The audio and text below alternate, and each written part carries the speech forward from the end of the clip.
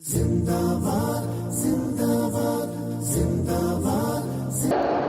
انس فرماتے ہیں نبی پاک علیہ الصلوۃ والسلام نے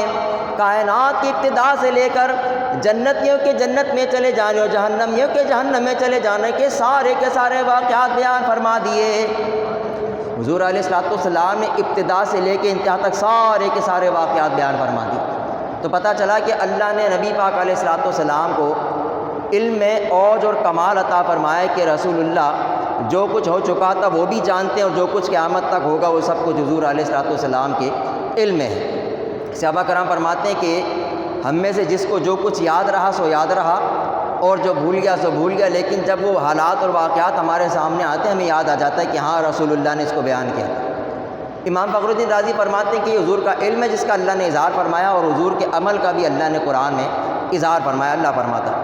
اللہ تعالیٰ ارشاد فرماتا وَإِنَّكَ لَعَلَىٰ خُلُقٍ عَظِيمٍ، اللہ فرماتا ہے میرے محبوب بلا شبہ ہم نے آپ کو خلق عظیم پر فائز فرما دیا ہے۔ تو محبوب سب سے اعلیٰ اخلاق، اس کا کمال یہ ہے کہ ہم نے آپ کو اخلاق کے اعلیٰ مرتبے پر فائز فرمایا۔ تو یہ ہے حضور علیہ الصلوۃ والسلام کا عمل کہ اللہ نے حضور علیہ الصلوۃ والسلام کو عمل کے اندر بھی اوج اور کمال عطا فرمایا۔ چنانچہ کسی نے عائشہ صدیقہ رضی اللہ تعالیٰ عنہ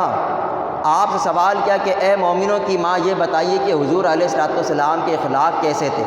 آپ فرماتی ہیں کان خلقہ القرآن، کہ حضور علیہ الصلوۃ والسلام کے اخلاق تو قرآن ہے، یعنی جو کچھ قرآن نے بیان کیا ہے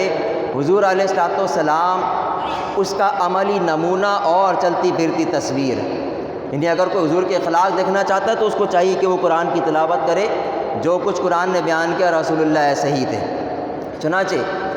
کسی شاعر نے حضور علیہ الصلوۃ والسلام کے مقام و مرتبے کے بارے میں کیا خوب کہا، خدا کی عظمتیں کیا ہیں محمد مصطفیٰ جانے، خدا کی عظمتیں کیا ہیں محمد مصطفیٰ جانے، مقام مصطفیٰ کیا ہے محمد کا خدا جانے۔ تو حضور علیہ الصلوۃ والسلام کو اللہ نے کیا کیا کمالات عطا فرمائے ہیں اور کیسا مقام و مرتبہ عطا فرمایا ہے، یہ جاننا میرے اور آپ کے بس کی بات نہیں، یہ تو اللہ ہی ہے کہ جو اپنے محبوب کے مقام و مرتبے کو جانتا ہے۔ اس لیے حضور علیہ الصلوۃ والسلام امام الانبیاء ہیں۔ حضور علیہ الصلوۃ والسلام کی بعثت کا مقصد خود حضور علیہ الصلوۃ والسلام نے بیان فرمایا۔ نبی پاک علیہ الصلوۃ والسلام نے فرمایا، سرکار نے فرمایا بعثت لأتمم مکارم الاخلاق، نبی پاک علیہ السلام نے فرمایا مجھے اخلاق حسنہ کی تکمیل کے لیے بھیجا گیا ہے۔ تو خود حضور نے اپنی بعثت کا مقصد بیان کیا کہ مجھے بھیجنے کا مقصد اخلاق کے محاسن کی تکمیل اور اس کو انتہا تک پہنچانا ہے۔ یعنی جس زمانے میں حضور علیہ الصلوۃ والسلام نے آنکھیں کھولی ہیں وہ زمانہ انتہائی قسمہ پرسی کا زمانہ تھا، اور لوگ انتہائی جہالت کا شکار تھے۔ لوگ جس وقت اخلاق رذیلہ کے اوصاف سے متصف سے، حضور علیہ الصلوۃ والسلام نے لوگوں کے اخلاق کو واضح کیا اور اس کی اصلاح کر کے ان کے اخلاق رذیلہ کو اخلاق حسنہ سے تبدیل فرما دی۔ تو حضور نے فرمایا کہ میری بعثت کا ایک مقصد یہ ہے کہ میں اخلاق کے محاسن کو مکمل فرما دوں، یعنی جس قدر اخلاق حسنہ کی تعلیم اللہ دینا چاہتا اپنے بندوں کو وہ میرے ذریعے سے تم تک پہنچ جائے۔ اخلاق کی کتنی بڑی فضیلت ہے اور اس کے کیا کیا اعزاز و کمالات ہیں، میں 3 احادیث مبارکہ آپ حضرات کے گوش گزار کرتا ہوں۔ کتاب کا نام ہے شعب الایمان، حدیث کی مشہور کتاب ہے، اس کے اندر یہ تینوں احادیث مبارکہ موجود ہیں۔ نبی پاک علیہ الصلوۃ والسلام نے فرمایا اکمل المؤمنین ایمانا احسنہم خلقا، نبی پاک علیہ السلام نے فرمایا تم میں کامل مومن وہ ہے جس کے اخلاق سب سے بہتر ہوں۔ تو پتہ چلا کہ سب سے اچھے اخلاق والا ایمان کے لذت کو پائے گا، اس کا ایمان کامل ہے، وہ کامل مومن ہے۔ ایک حدیث، دوسری حدیث مبارکہ نبی پاک علیہ الصلوۃ والسلام نے فرمایا ما من شیء اثقل فی المیزان من حسن الخلق، نبی پاک علیہ السلام نے فرمایا جو چیز کل بروز قیامت میزان پہ سب سے بھاری ہوگی وہ حسن اخلاق ہوں گے۔ تو پتہ چلا کہ جو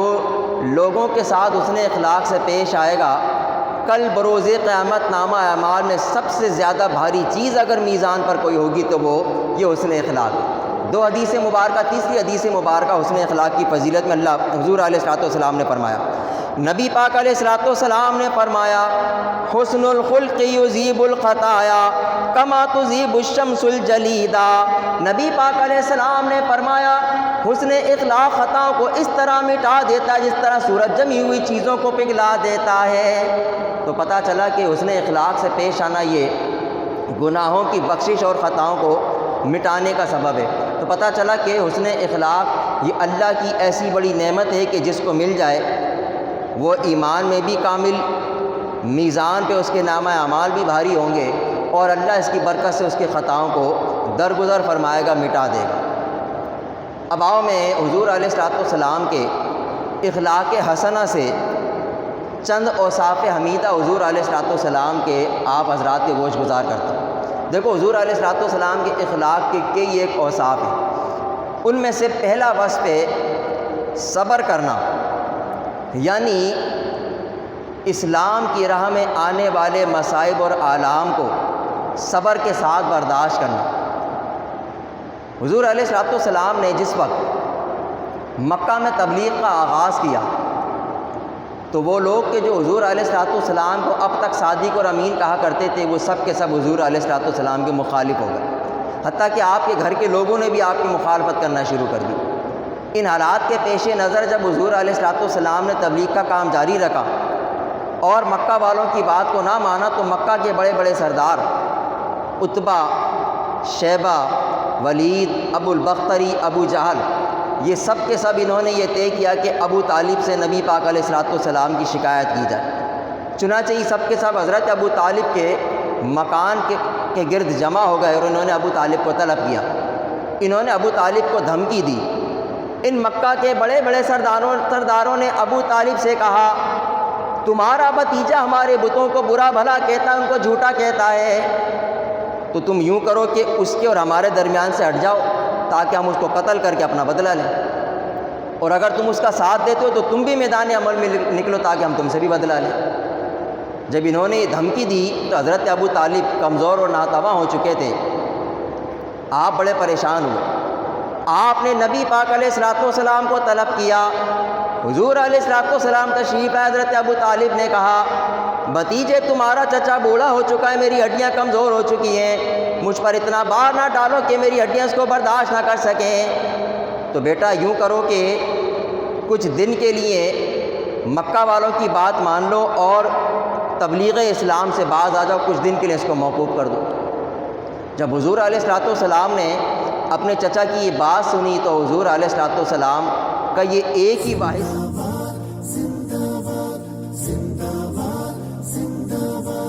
زندہ باد